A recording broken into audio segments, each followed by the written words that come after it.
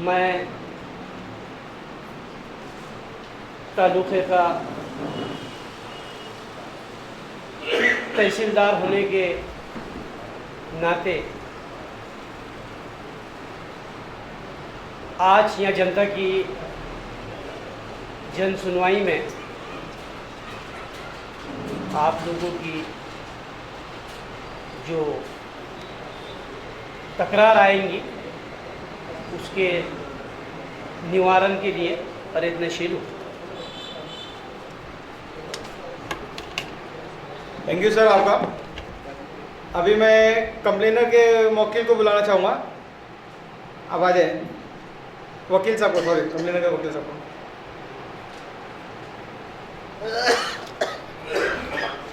अपने वकीलों को इंट्रोड्यूस करें। अपने आप को इंट्रोड्यूस करें पहले दोनों वकीलों को, फिर एक को आप पहले अपने आप को दोनों।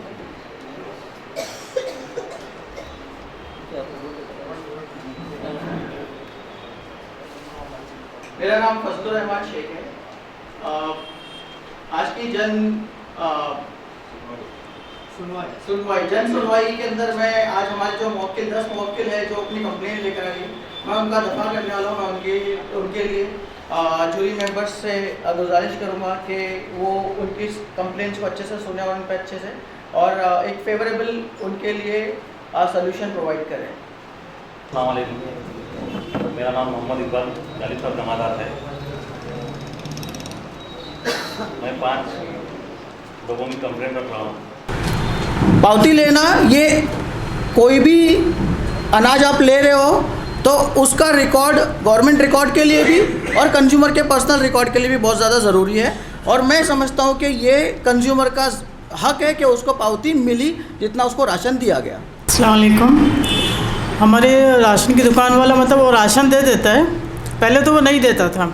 मेरे राशन कार्ड पे 2 सिलेंडर है एंड मेरे फादर भी नहीं है, मेरे भाई भी नहीं है, मेरा भी डिवोर्स हो गया है। अब वो बोल रहा है कि आपके मतलब एक पर्सनल बात आपको बता रही हूँ कि मुझे बोल रहा है कि जब आपके पास 2 सिलेंडर है तो आप गरीब कहाँ से है। तो मैंने बोला कि जब मेरे पास 2 सिलेंडर है, लेकिन अभी 2 सिलेंडर ये कब आए हैं आप ये देखिए। और दूसरे पहली बात, उसके सबसे बड़ी बात कि अगर जब घर का जो अर्निंग मेंबर है अगर वही उसकी डेथ हो जाए तो ऐसा किधर लिखा है कि अर्निंग मेंबर के मर जाने के बाद औरतें मतलब इतनी क्या बोलेंगे उसको, मतलब उनका लेवल ऐसा हो जाता है कि उनको राशन की ज़रूरत नहीं पड़ती है। तो चलो कैसे भी मतलब मैंने शब्बीर भाई का बताया तो फिर उन्होंने दिया मुझे राशन, लेकिन उसके बाद क्या किया कि उन्होंने रसीद नहीं दी। तो मैंने बोला इसकी रसीद दो ना, जब आप 36 रुपये ले रहे हो, मतलब मैं, मेरी अम्मी और मेरी बेबी हम तीनों ही है राशन कार्ड पर, तो 9 किलो गेहूँ और 6 किलो चावल। तो बोला नहीं अभी रसीद की क्या ज़रूरत है, अनाज तो दे दिया ना। मतलब उनका ऐसा रवैया होता है कि अगर हम पढ़े लिखे अगर हम डट भी गए ना तो वो भी अपनी जगह पे, मतलब उनका जो एक ढीठ वाला रवैया होता है ना वो कायम पे रहते उस पर। ऐसा है मतलब एक अनपढ़ इंसान को तो चलो थोड़ा बहुत कैसा भी वो मॉलेस्ट कर लेते हैं, लेकिन पढ़े लिखे के साथ भी वो उनका वही ढीठ रवैया रहता है। आपकी जो कंप्लेंट है जी, उसमें आपने लिखा है कभी कभी 7-8 तारीख तक भी राशन नहीं मिलता है। इसका मतलब है 8 तारीख के बाद आपको राशन मिलता है? हाँ, मतलब 8 तारीख के बाद मिलता है। जिस मशीन पर जो अंगूठा लगाते हैं तो वो क्या बोलते हैं कि वो जो हमारी मशीन है ना वो राशन ऑफिस गई है, वो वहाँ पे अपडेट होगी। मतलब पिछले महीने में जितने लोगों को बांटा है पहले उसका जो अपडेट पिछले महीने का जो उस पर अंगूठा लगाए हैं उसका वहाँ रिकॉर्ड वहाँ जाके बनेगा। फिर वो पूरी उनकी लिस्ट पूरी खाली होगी, मतलब जो भी होगा उसके बाद एक नया रिकॉर्ड उसमें अपडेट होगा और फिर हमारी मशीन वहाँ गई है, राशन ऑफिस गई है, ऐसा बोलते हैं वो। अमीना जी के वकील ये नोट करें कि इनके वर्डिंग में ऐसा आया हुआ है कि कभी कभी 7 तारीख को राशन नहीं मिलता, इसका मतलब कि इनको राशन मिलता है, ये भी हो सकता है। और दूसरा इन्होंने कहा कि दुकान पर मशीन अवेलेबल नहीं है तो इनको राशन कैसे मिलता है। इसकी भी जांच वकील साहब जो है या जो भी इनकी कंप्लेंट है इन्होंने करनी चाहिए कि अगर जब तक मशीन अगर वहाँ अवेलेबल नहीं है तो थम लेकर अनाज नहीं होगा, या फिर उनके ऑफिस में या उनके दुकान में ऑफलाइन अनाज दे रहे हैं क्या, इसकी इंक्वायरी वकील ने केस दर्ज करने के पहले करनी चाहिए। देखिए मैं वही आप लोगों की जो अटेंशन है मैं वही बात पे लाना चाह रहा हूँ कि यहाँ पर एक इशू नहीं है। अगर कंज्यूमर एक इशू ला रहा है तो उसके पीछे दूसरा इशू ऑलरेडी उसके साथ में खड़ा है। एक तो मिसबिहेवियर का कॉमन इशू है, सारे ही दुकानदारों का ये कॉमन इंटेंशन होता है कि उनका हक उनको ना देवे। और ये ऐसा है कि government record, jury members, government record के लिए जो चीज़ गवर्नमेंट मैंडेटरी है वो नहीं दे रही है, तो बाकी दूसरी चीज़ों पे कंज्यूमर का ध्यान कहाँ से जाएगा। तो मैं इस पर बहुत ज़्यादा विनम्र होकर मैं आप लोगों से गुजारिश करूँगा कि आप इस पर एक फेवरेबल सोल्यूशन मेरी क्लाइंट को दीजिए। नहीं, इनके दो मुद्दे मिक्सअप हो रहे हैं, या तो फिर इनके लिखने में मिस्टेक दिख रही है कि कभी कभी नहीं मिलता है, और उन्होंने डेट दिया है 7 या 8 तारीख तक। तो बहुत बार ऐसा होता है कि माल पहुँचते पहुँचते 8 तारीख हो जाती है, तो ये कभी कभी वो नहीं मिलता, वही बात उनकी है। और मशीन अवेलेबल नहीं है ऐसा उनका बोलना है। तो इसकी जांच जो सरकारी मिशनरी है इसमें करनी चाहिए। तो मैं टेस्टर साहब को रिक्वेस्ट करूँगा कि उस दुकान की जांच की जाए कि वहाँ मशीन क्यों नहीं है।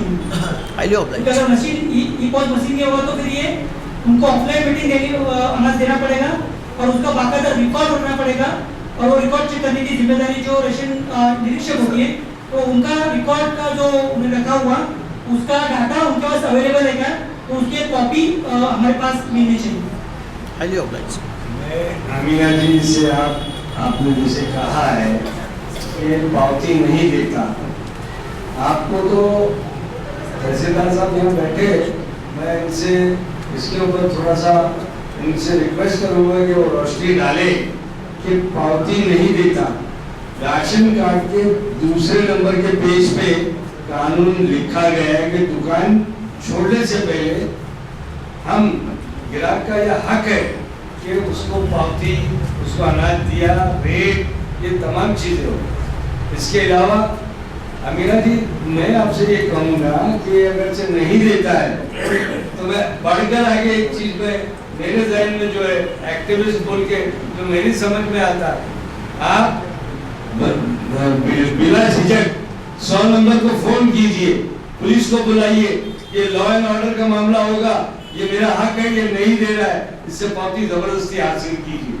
वो नहीं देता है, आप 100 नंबर में जब आपकी बात ये मुझे रसीद नहीं दे रहा रिकॉर्ड हो जाए तो आप सीपीए के अंदर ग्राहक न्यायालय में कंप्लेंट दर्ज करके आपको पावती नहीं दिया, इसके लिए आप इस मूवमेंट के जरिए आप 50,000, 10,000, लाख रुपए भी मांग सकते हैं। मेरे को इसने मेंटल टॉर्चर दिया दुकानदार ने, इसके खिलाफ मैंने कंप्लेंट कर दी, उसके वहां से भी आपको न्याय मिल सकता है।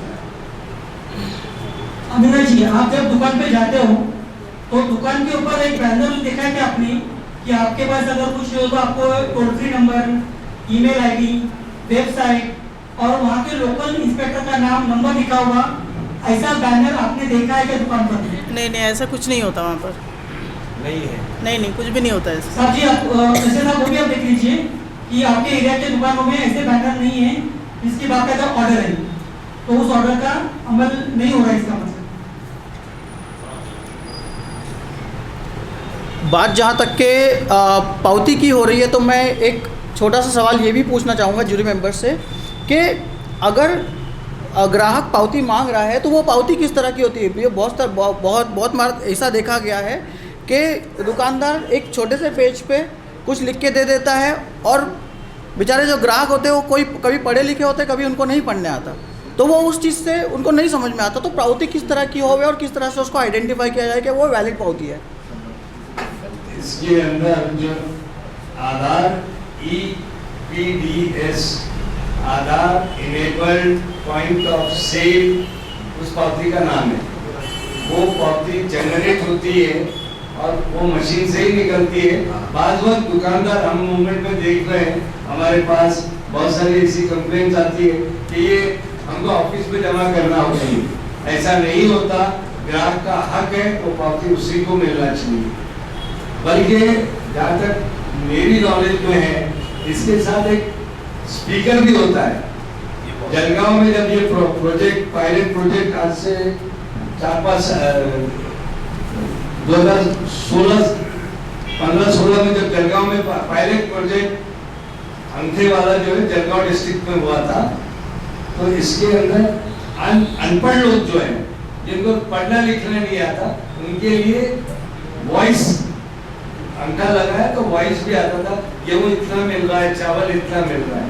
शायद अभी वो सिस्टम कहीं काम नहीं करता या जानबूझ के बंद रखा गया है। तो तहसीलदार साहब इसकी तरफ भी तवज्जो दें। पावती की जानकारी ऐसी है कि वो जो मशीन है उसको ई पॉस मशीन कहा जाता है। उस पर जब कलाधारक अंगूठा लगाता है तो उसका अंगूठा लगाने के बाद ऑटोमेटिकली ये पावती बाहर आनी चाहिए। अगर मशीन में रोल होगा तो, जैसे कि हम पेट्रोल पंप पे जाते हैं, हमने पेट्रोल मशीन स्क्रैच किया तो उसमें से पावती आती है, तो बहुत से दुकानदार मशीन में रोल ही नहीं भरते। तो मैं तहसीलदार से रिक्वेस्ट करूंगा कि सारे मशीन चेक किए जाए और उनके रोल अगर किसी ने भरे तो उनके ऊपर कार्रवाई करने की मांग हम आज की अदालत या आज की जो भी सुनवाई हम करते हैं। Highly oblige sir. मेरे अगले कंप्लेनेंट है मोहम्मद वसीम। जूरी मेंबर्स, इनकी कंप्लेंट तो बहुत ज़्यादा सीवियर लगती है मुझे, जो कि डायरेक्टली एक शख्स की, एक आदमी की डिग्निटी पे सवाल उठाती है। इनका कहना ये है कि ये जब अपना राशन क्लेम करने जाते हैं तो राशन वाला उनको राशन देता नहीं है पूरा, और उसके अलावा उनको गालियां भी देता है।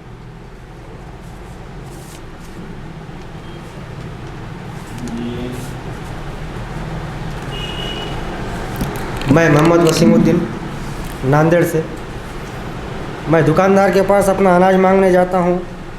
एक तो वो पूरा अनाज नहीं देता है, और मैं जब पूरा मांगने की मांग करता हूँ तो मुझे गाली गलौज करता है, और साथ में मैं फ़लाँ आमदार का आदमी हूँ, फ़लाँ मिनिस्टर से मेरे लिंक है, क्या उखाड़ते उखाड़ लो, इस तरीके की लैंग्वेज यूज़ करता है।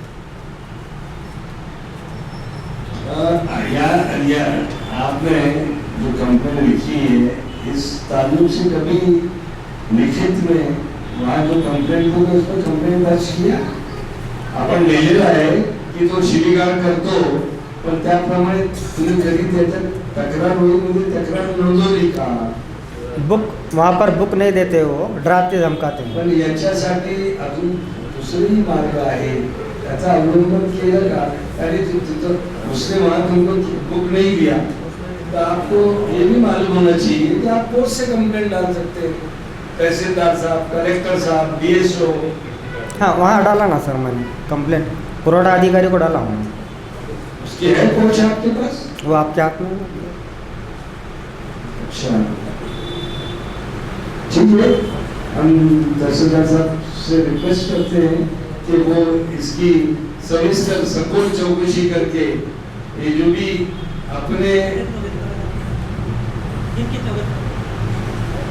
ये कंप्लेंट लाने कितने दिन हुए आपको? ये तकरीबन सर 15 दिन के ऊपर हो गए। 15 दिन, यानी तहसीलदार साहब के पास ये ऑफिस पे गई होगी। जी। हम आशा करते हैं कि तहसीलदार साहब इसकी सखोल चौकसी करके कानूनी कार्रवाई करें और अपने कर्तव्य पालन में दुकानदार के खिलाफ कार्रवाई करते हुए उसको सस्पेंड करेंगे। ऐसी हम जनता की तरफ से आपसे मांगनी करते हैं।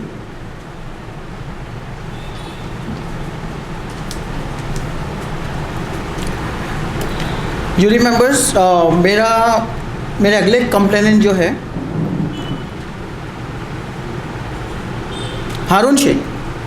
हारून अंसारी। उनकी कंप्लेन ये है कि इनके पास पीला कार्ड था तो उसका कार्ड डिस्ट्रॉय हो गया, ख़राब हो गया। अब जाहिर सी बात है, उनको अगर राशन क्लेम करना है तो वो नया राशन कार्ड क्या करेंगे, अप्लाई करेंगे। इन्होंने एप्लीकेशन दी और उसके बाद में उन्होंने उनको पीला कार्ड इशू करने के बजाय उनको वापस से नारंगी कार्ड दे दिया। ये इनकी कंप्लेन है। मैं चाहता हूँ कि आप इस कंप्लेन को गौर से सुनें और इस पर फेवरेबल इनको जजमेंट दें। मैं पुणे से हारून अंसारी। मेरा पीला राशन कार्ड था, ख़राब हो गया था, तो ऑफिस में मैं उसको दोबारा नया लेने के लिए गया तो उन लोगों ने उसको दिया, लेकिन केसरी करके दिया। तो इसके आगे का क्या प्रोसीजर है? उसको कैसे पीला का पीला रहने दूँ, कैसे कर सकता हूँ? तहसीलदार साहब, इनकी कंप्लेंट जो है शासन के दो आपको मालूम है कि 2 GR है, चाक, सिलेंडर, फ्रिज, जिसके घर में उसका पीला कार्ड रद्द कर देना। उसके बाद में जब लोगों की मूवमेंट बनी, लोगों ने जब आवाज उठाया तो शासन ने फौरन दूसरा GR निकाला, जिसमें शासन बोलता है की आमची अशी काही शासनाने असे कुठले निर्णय घेतलेले नाही आहे की त्यांच्याकडे जी परिस्थिती आहे, जे काढलं आहे 2000 साली दिलेले ते रद्द करण्याचं किंवा शेती 4 एकड़ शेती है उसके लिए रद्द करने का कोई ऐसा हमने निर्णय नहीं लिया, तो इनको दोबारा कार्ड मिलना चाहिए। इसकी आप चौकसी करके इनको इनका जो पीला कार्ड है वापस देने की कृपा करें। शासन का GR है ऐसा।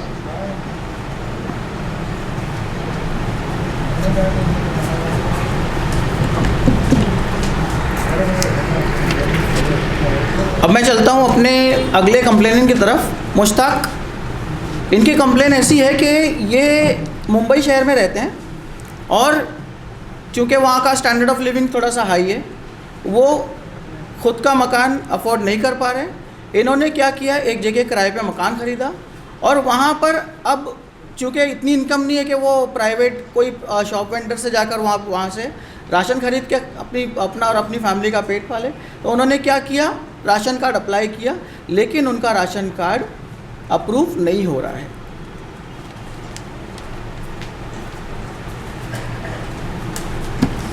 जी, मेरा नाम मुश्ताक है और मैं जोगेश्वरी में रहने वाला हूँ। हमारा जो जोन पड़ता है वो 26D है, क्योंकि मैं माँ बाप के साथ में रहता था और अभी शादी होने के बाद अलग रहने लगा हूँ, तो मुझे अलग से राशन कार्ड बनाना था। क्योंकि रेंट पे आ गया हूँ, तो इसी वजह से मैंने सोचा कि अब अलग कर लेते हैं। काफ़ी दिक्कतों का सामना करना पड़ रहा था। एप्लीकेशन जब किया तो राशन ऑफिसर का कहना था कि आप NOC लेकर आओ तो हम बना सकते हैं, लेकिन रूम मालिक NOC देने को तैयार नहीं है।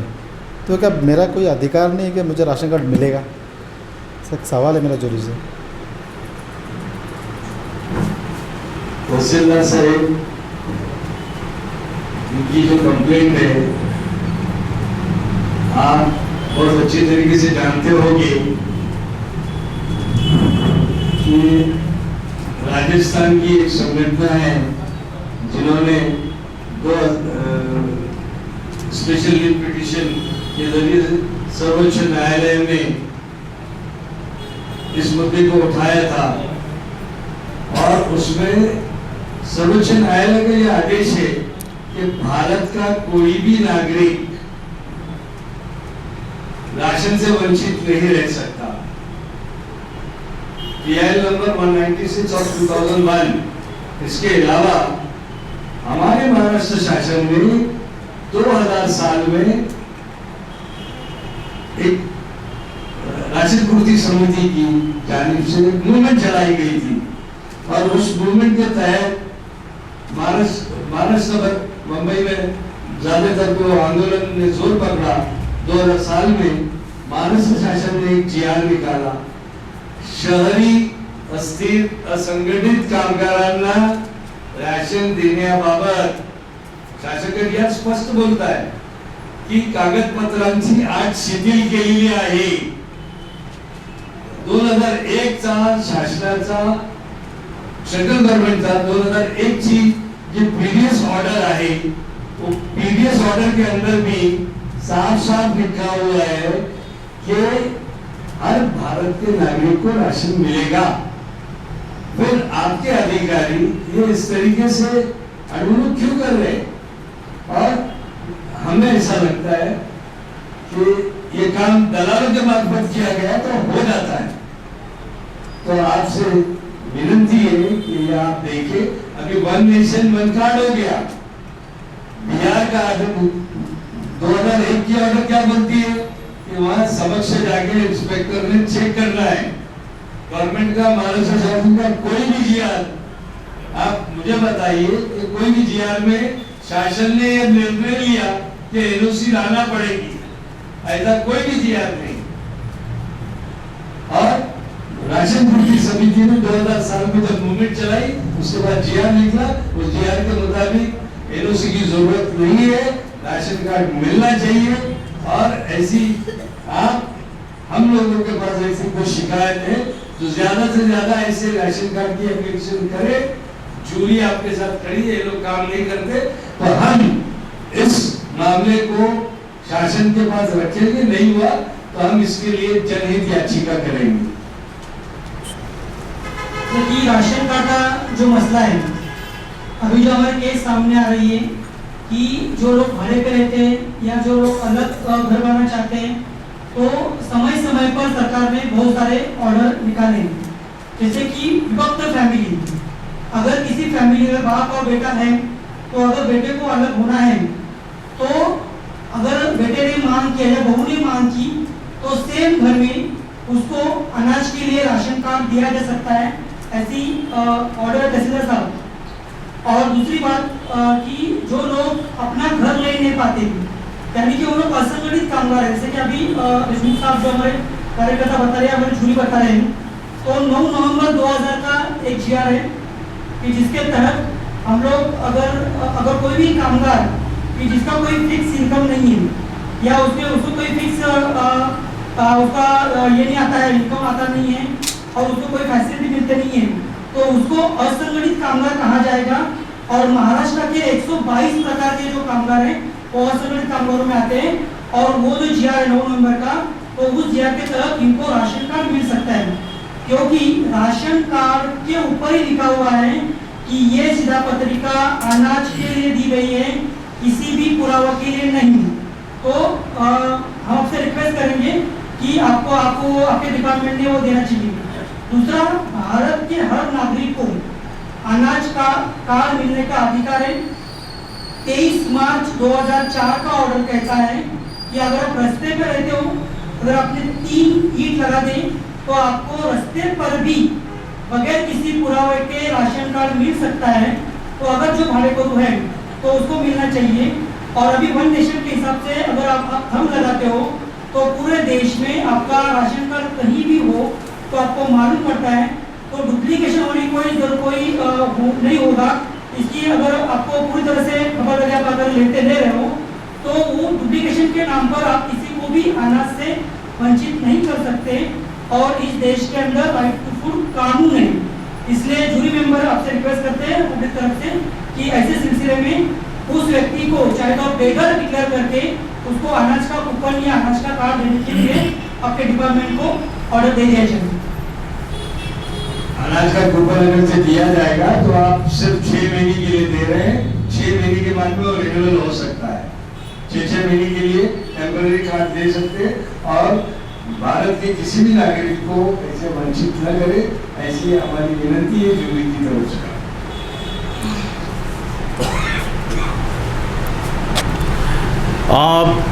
Thank you so much. हमारी सारी कंप्लेंट सुनने के बाद में मैं आशा करता हूं कि जूरी मेंबर्स ने हमारी कंप्लेंट्स को, हमारे कंप्लेनेंट्स की कंप्लेंट्स को अच्छे से सुना और उसके ऊपर जल्द से जल्द कोई कार्रवाई की जाएगी। ना कि वो कंप्लेंट्स को देखा जाएगा, बल्कि वो राशन दुकान वाले जो है जो इस तरह से बिहेव करते हैं, इस जो सारी प्रॉब्लम की जड़ है उस प्रॉब्लम तक पहुंचने की कोशिश भी की जाएगी।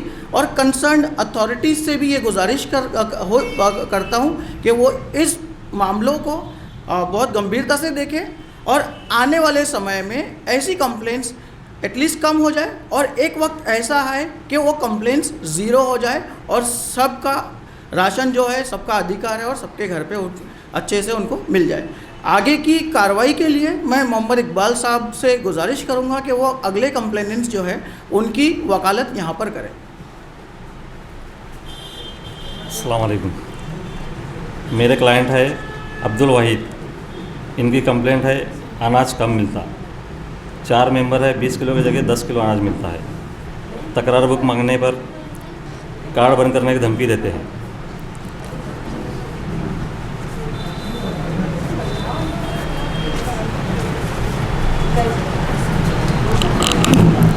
कभी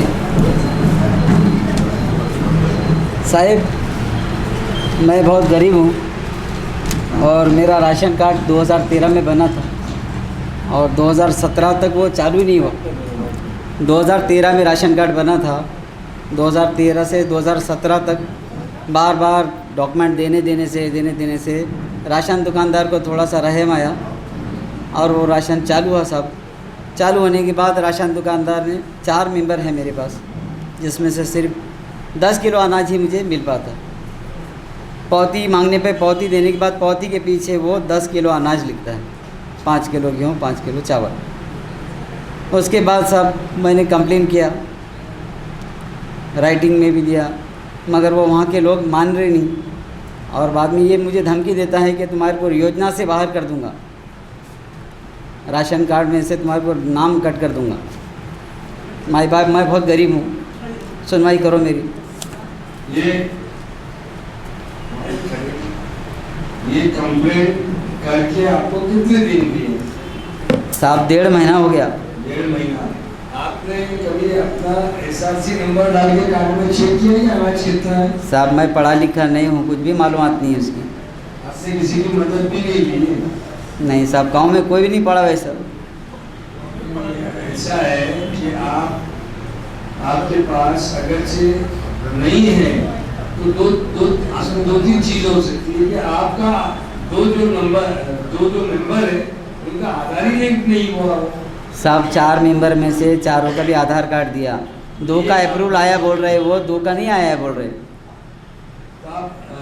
फिर मैं शहर गया, शहर में मेरे एक दोस्त को बताया कि ऐसा ऐसा है, उन्होंने SRC नंबर से चेक किया, उसमें 4 के भी आधार कार्ड लिंक बता रहे। अनाज कितना बता रहा है? 20 किलो। क्या 20 किलो? गेहूँ कितना? 8 किलो चावल, 12 किलो गेहूँ।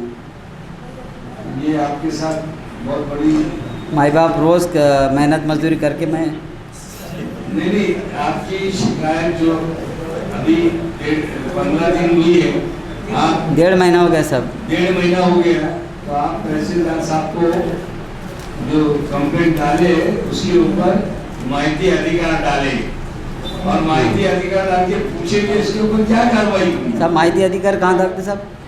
वही तहसीलदार साहब को डालने की ये तारीख को मैंने अर्जी किया था, आपके पास वो जो कॉपी की है उसको रिसीव कराया है आपने? नहीं साहब, उसकी कुछ भी मालूमात नहीं है सर। 1.5 महीना पहले तकरार किधर किया? हाँ सर, वो आवक जावक कुछ तो भी लिखा हुआ था, उसमें दिया था। तो सिक्का मार के दिया? हाँ मार कर दिया वो सब। वो उसको दे के आपके दोस्त से या किसी से आप ये लेकर उसके ऊपर अगली कार्रवाई क्या हुई ये मालूमात ये लेने का आपका पूरा हक है साहब। अभी मालूम हुआ गांव में कि आप लोग आ रहे, तहसीलदार साहब आ रहे, बल्कि मालूम हुआ माननीय तहसीलदार साहब के पास में आया साहब, चालू करा दे। तहसीलदार साहब से भी हम जुरी की तरफ से, अवाम की तरफ से रिक्वेस्ट करेंगे कि आपकी कार्रवाई पे दुकानदार के खिलाफ सख्त से सख्त कार्रवाई होनी चाहिए और अन्न सुरक्षा कायदे के मुताबिक उसको फाइन करना चाहिए, उसको सस्पेंड करना चाहिए। ये प्रोविजन है, एक दुकान के खिलाफ एक कंप्लेंट करे तो 5,000 रुपये दंड है, 10 लोगों ने कंप्लेंट की है तो 50,000 रुपये दंड है और ये इनकी जिम्मेदारी है। हम जूरी उनसे रिक्वेस्ट करती है कि उसके ऊपर ध्यान दें।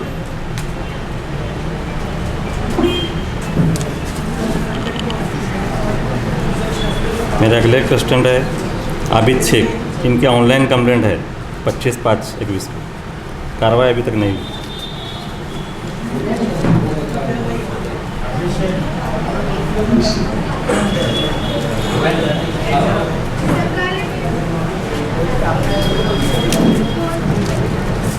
मैंने एक ऑनलाइन कंप्लेंट किया था राशन की पावती नहीं देता बोल के, उसका आज तक कोई जवाब नहीं आया। 25/8 को किया हूँ मैंने, लेकिन आज तक कोई जवाब नहीं है उसका। तहसीलदार साहेब, त्या प्रणालीमध्ये असं स्पष्टपणे लिहिलेलं साफ लिखा हुआ है कि आपकी कंप्लेंट का निवारण 21 दिन के अंदर होगा। अगर आपके संबंधित अधिकारियों ने उसके ऊपर कोई कार्रवाई की नहीं तो ऐसा जूरी को लगता है कि वो दुकानदार को बचाने की कोशिश कर रहे हैं। आपने 21 दिन के बाद में कोई उसका फॉलोअप किया? फॉलोअप भी किए थे, उसको फिर से वापस कंप्लेंट लॉन्च किया था उसकी। अभी तक कुछ नहीं हुआ? अभी तक कुछ नहीं हुआ है। तो आप दफ्तर तिरंगे कायदे का इस्तेमाल करें, संबंधित जो अधिकारी है उनकी मालूमात लीजिए, RTI डाले, RTI डाल के उसमें आप ये पूछें कि फला तारीख को मेरी कंप्लेंट लॉन्च हुई थी, इसका स्टेटस क्या है? ये आदेश प्राप्त होने के बाद संबंधित अधिकारी कौन था और उसके पास ये फाइल कितने दिन तक पेंडिंग थी, ये कंप्लेंट कितने दिन तक, उसके ऊपर कार्रवाई नहीं की। वो सारी मालूमात लेने के बाद दफ्तर दिरंगाई कायदा 1979 के तहत सेक्शन 10(1)(2)(3) के तहत इसकी सखोल चौकसी की मांगनी कर रही है। मांगनी करके ये कंप्लेंट अगर से आपने तहसीलदार साहब को की तो ये दफ्तर दिरंगाई का आपको वहाँ कंप्लेंट करना पड़ेगी कलेक्टर के पास, उसके वरिष्ठ अधिकारी के पास, और वो उसके ऊपर चौकसी होकर आपको न्याय मिलेगा। और न्याय नहीं मिला तो आप लोकपाल की तरफ इसकी कंप्लेंट कर सकते हैं। दफ्तर दिरंगाई कायदे का इस्तेमाल कीजिए। दफ्तर दिरंगाई कायदा हम जहाँ भी हमने मार्गदर्शन किया है, लोगों ने इस्तेमाल किया है, उसके रिजल्ट्स आए, उसका निर्णय अच्छा आता है। दफ्तर दिरंगाई कायदे के अंदर ये है कि आपकी चौकसी होने के बाद में अगर जो दोषी पाया गया तो उसकी सर्विस बुक के अंदर उसकी एंट्री होती है, जो उसके प्रमोशन को रोकता है, वो ऊपर पोस्ट पे नहीं जा सकता।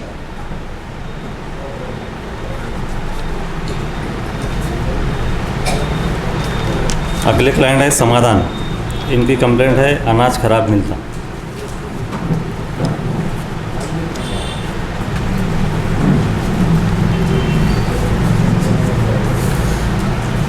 नमस्कार, मेरा नाम समाधान राजवर्धन है। मैं बम्बई से हूँ। मैं दुकान में राशन लेने के लिए गया था, तभी गेहूँ इतना ख़राब था। मैं दुकानदार को बोला कि ये गेहूँ बहुत ख़राब है, मैं नहीं ले पाऊँगा। तो दुकानदार बोला ये आपको लेना ही पड़ेगा, नहीं लेंगे तो आपको दूसरा गेहूँ नहीं मिलेगा। मैं बोला मुझे आप कंप्लेंट बुक दीजिए, मुझे कंप्लेंट करनी है। तो उन्होंने बोला आपको कंप्लेंट का कैसा मालूम? मैंने मुझे पता है, मैंने बीच में एक बार रमेश कदम सर जिसका लेक्चर सुना था, वो हिसाब से मैंने वो कंप्लेंट बुक मांगा, उसने दिया। 2 दिन के बाद मुझे रेशनिंग ऑफिस से फ़ोन आया कि आपने कंप्लेंट किया है। बोला जी हाँ, तो आप ऑफ़िस में आ जाइए। तो मैं दूसरे दिन ऑफिस में गया तो रेशनिंग ऑफिसर आर ने मुझे पूछा कि गेहूँ क्या बहुत ख़राब था। तो मैंने लेके गया उनको कि ये देखो ऐसा गेहूँ। तो बोला ये तो बहुत अच्छा है, ये टेस्टिंग करके आता है गेहूँ, हम लोग भी खाते हैं। बोला ये खाने लायक नहीं है, हम लोग नहीं खाते। बोले तो बोला आप क्या करते हो? मैं बोला मैं सर्विस करता हूँ। आप कितना कमाते हो? तो मैं बोला एक 5-6 हज़ार रुपया कमाता हूँ, और घर में कौन कौन है सब पूछा। तो बोला आपके ऊपर हम FIR दाखिल करेंगे। मैं बोला क्यों? तो आप सरकार को धोखा दे रहे हो। आपकी इनकम 60,000 के अंदर होना चाहिए और आपकी इनकम ज़्यादा है तो हम आपके ऊपर कार्रवाई करने वाले हैं। मैं चुप बैठ गया, तभी मैं कुछ बोल नहीं पाया।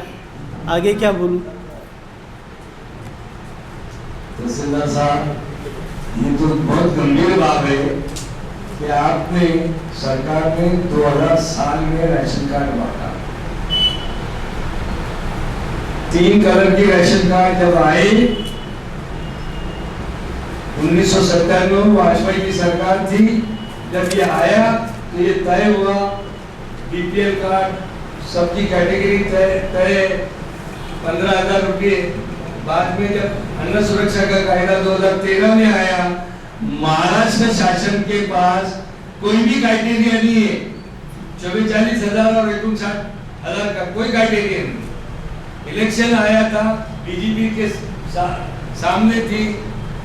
शरद पवार जी ने जो पार्लियामेंट में इसका कानून का विरोध किया था, वाशी के अंदर उद्घाटन करने में सबसे पहले आगे थे। लोगों को बेवकूफ बनाने का धंधा है। महाराष्ट्र शासन ने एक कमेटी स्थापन की थी कि ये अनाज किसको दे। जब 2013 में कायदा आया, 9 जनवरी 2014 को महाराष्ट्र में लागू करने का निर्णय लिया। 9 तारीख को GR निकला जनवरी के, और 10 तारीख को सारे महाराष्ट्र में यादी लग गई। उसको हमारी ये संगठन ने हाईकोर्ट में जनहित याचिका के जरिए चैलेंज किया। उसके अंदर हाई लेवल कमेटी 82 की जो 6 सचिव की कमेटी बनी थी और कमेटी ने कहा था कि हम कमेटी को जिम्मेदारी दी गई थी, वहां कुछ हुआ नहीं और ये जो कानून है वो गलत है। आप तो लोग डरा रहे धमका रहे हैं, आप पहले सारे लोगों की इंक्वायरी कीजिए। आज किसकी इनकम इतनी है, ये डराने और धमकाने का, ये दुकानदारों के साथ मिली भगत का मामला है, भ्रष्टाचार है। दुकानदार को बचाने की आपका अधिकारी कोशिश कर रहा है। दुकानदार को तो कुछ बोलते ही नहीं उन लोग तो। इसमें 2 चीज सामने दिख रही है। एक तो कंप्लेंट करने वाले की चौकसी, एक गंभीर मुद्दा सामने आ रहा है। दूसरा, राशन कार्ड पे ही शासन ने छपवाया है कि खराब अनाज बेचना कानूनन गुनाह है। तो मैं आपसे रिक्वेस्ट करूंगा कि अगर ऐसे खराब अनाज जहाँ जाता है, क्योंकि आपका जो स्टैंडर्ड है FAQ standard fair average quality, तो फेयर एवरेज क्वालिटी का माल अगर आपके दुकान में नहीं आता है तो सरकार खुद वो माल वापस ले और कस्टमर को या कार धारक को अच्छा माल देने की कोशिश करें, क्योंकि अभी अन्न सुरक्षा कानून के अंदर वो कानून से अनाज मिलने का हकदार बनता है। तो इस तरह से कार धारक के हित में सिस्टम ने काम करना चाहिए, ना कि कार धारक को दबाने की कोशिश सिस्टम ने करनी चाहिए। ये आज की जो जन सुनवाई है, ये लोगों की ये पॉलिसी मैटर है और ये पॉलिसी मैटर शासन के लेवल में तय होने वाला है। ये मुद्दा यहाँ डिस्कस नहीं किया जा सकता, तहसीलदार साहब के ऊपर का लेवल है, शासन से इसके लिए बात करनी पड़ेगी।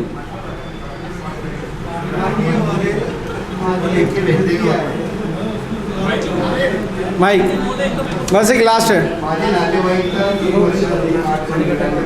हाँ हाँ बिल्कुल बिल्कुल। 3 वर्ष झाले परंतु कायदा ऑनलाईन झालेला नाही, त्यानंतर 3 वर्षानंतर आम्ही ऑनलाईनचा प्रोसिजर केला, आम्ही पत्र भरून घेतलेला आहे। त्याला 2 महिने झाले तरी तो राशन कार्डला साक्षी नंबर मिळाला नाही, त्याचा पाठपुरावा करत आहे। कमीत कमी 4 महिने झाले, सॉरी 4 महिने झाले पाठपुरावा करतो, परंतु आरसी नंबर मिळाले। त्यानंतर 4 महिन्यानंतर आम्ही RTI टाकला, त्या RTI टाकल्यानंतर त्याचा पण उत्तर आम्हाला मिळत नाही। तो म्हणजे होऊन जाईल, तुमचं चालू होऊन जाईल। RTIला 2 महिने झालेले आहेत, त्याचा पण आम्हाला भेटला नाही। म्हणजे मोदी आम्ही काय करावं त्याला आम्हाला RTI तुम्ही केव्हा टाकलंय? 2 महिने झाले साहेब। 2 महिने झाले। RTIचा नियम आपल्याला माहिती असलं पाहिजे। RTI ऍप्लिकेशन केल्यानंतर 30 दिवसात जर उत्तर मिळालं नाही तर तुम्हाला अपील करायला पाहिजे होती। त्याच्या पाया पडायची काय आवश्यकता है? तुम्हाला कायदा माहिती असायला पाहिजे, तुमको कानून मालूम होना चाहिए। 30 दिन में अगर तक कोई जवाब नहीं आया तो फर्स्ट अपील करना चाहिए थी, और फर्स्ट अपील का भी जवाब दिया है तो आपको सेकंड अपील में राज्य माहिती आयुक्त की तरफ डालना चाहिए थी। इसके बावजूद अगर जो आपके पास पेपर है, RTI बाजू में रखिए, आप दत्तक दिलंगाई कायदे के अंतर्गत उसके खिलाफ एप्लीकेशन करिए। Thank you. मैं तहसीलदार साहब को बुलाना चाहता हूँ कि वो आप अपनी बात रखें कुछ।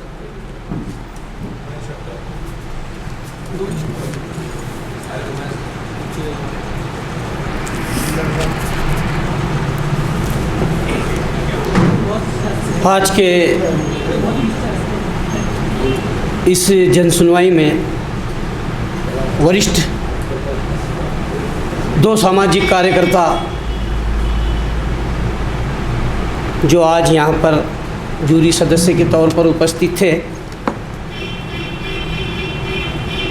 10 कंप्लेनें आप लोगों की प्राप्त हुई। कंप्लेन बुक से लेकर अन्न दिवस, पावती नहीं मिलना, अनाज समय पे नहीं मिलना, अनाज ख़राब मिलना, दुकान पर बोर्ड का नहीं होना, संबंधित अधिकारी का नंबर का नहीं होना, दुकान समय पे नहीं खुलना, अच्छा अनाज नहीं मिलना, दुकानदारों की तरफ से लाभार्थियों को धमकियों को मिलना, राशन कार्ड छीन लेने की धमकियाँ दिए जाना,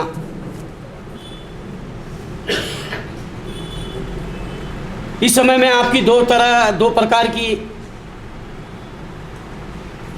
तकरारें प्राप्त हुई है, जो 2 वकीलगण की तरफ से और 2 जूरी सदस्यों की तरफ से, जिस पर बहुत जोर दिया गया। एक दुकानदारों के संबंध में थी, दूसरी संबंधित अधिकारी के संबंध में थी। और तकरारों में बार बार बहुत सारे बातों को लेकर विरोधाभास भी दिख रहा था, मिल रहा भी था, नहीं भी मिल रहा था। कई समय की विलंबना थी तो कई समय से पहले मिल रहा था। मैं ये इस जन सुनवाई में आपको ये विश्वास दिलाना चाहता हूँ कि सकोल जांच, ये जो पूरी तकरारें आई है इसकी सकोल जांच कर संबंधित दुकानदारों पर सख्त कार्रवाई, जांच के बाद में रिपोर्ट के आधार पर और संबंधित अधिकारी पर कार्रवाई करने की मैं आपको आश्वासन दिलाता हूं। और कोशिश ये रहेंगी तालुका दंड अधिकारी तथा तहसीलदार होने के नाते कि आपको कुछ 2-5 दिनों के अंदर आपको न्याय मिले और 5 दिनों का समय मैं आपसे लेता हूं और आपकी जितनी तकरारें हैं उसके निवारण के लिए इन 5 दिनों में जांच कर संबंधित अधिकारियों पर और दुकानदारों पर, और कुछ पड़ोसी मैटर भी आया है जो मेरे अधिकार में नहीं है, उसको भी मैं शासन को अवगत कराकर आपकी भावनाओं को वहाँ तक पहुँचाने की मेरा तहसीलदार होने के नाते ये प्रयत्न रहेगा। और मैं ये आपको फिर एक बार विश्वास दिलाता हूँ कि 4 से 5 दिनों में आप सभी को न्याय दिया जाएगा। जांच रिपोर्ट के आधार पर संबंधित दुकानदारों पर और अधिकारियों पर सख्तों से सख्त कार्रवाई की जाएगी।